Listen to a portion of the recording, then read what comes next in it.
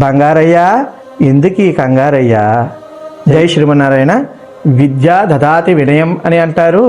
విద్య వలన మనకి వినయము, మరి ముఖ్యముగా సంస్కారము రావాలి అంటారు. ఆ సంస్కారము, వినయ విధేయతలు లేనటువంటి విద్య రాణించదు. అది పెద్దగా శోభిల్లేటువంటిది కాదు, మంచిది కాదనమాట.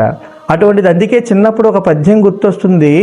ఆ విద్యచే భూషితుండయ్యి అని చెప్తారు. చివరిలో అంటారనమాట, చారుమణి మస్తకంబమన పర్ణగమనతి భయంకరముగాదే.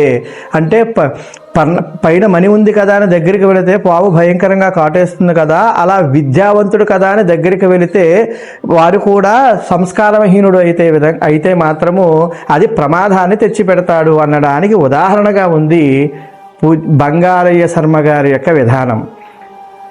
ఇక్కడ దండము ఉన్నటువంటి ఆ స్వామిని నేలకి ముక్కు రాసి క్షమాపణ చెప్పాలి అని కోరడం అనేటువంటిది మీ సంస్కారం యొక్క హీనత తెలియజేస్తుంది. ఇప్పటికీ కూడా బంగారయ్య శర్మ గారు అని మేము అంటున్నామంటే అది మా గురువులు మాకు ఇస్తున్నటువంటి వినయం. ఎవ్వరూ నోరు వేసుకుని పడిపోవడం లేదు. సమాజంలో ఏ యొక్క విశిష్టాద్వైత సంప్రదాయాన్ని తీసుకున్నటువంటి వారు ఎవరూ కూడా. కానీ ఎందుకు మీరు ఇంతమందికి లోకానికి ఉపన్యాసాలు చెబుతూ, అందరికీ ప్రవచనాలు చెబుతూ మీరే భావావేశానికి లోనయ్యి కోపాన్ని కట్టులు తెచ్చుకొని ఏవి మాట్లాడకూడదో సంస్కారహీనంగా మాట్లాడడం అనేటువంటిది ఎంతవరకు సబబు అనేది ఆలోచించండి. బంగారయ్య శర్మ గారు ఎందుకో మాకు ఇప్పుడు అనాలనిపిస్తుంది. బంగారయ్య ఎందుకు ఈ కంగారయ్యా? జై శ్రీమన్నారాయణ.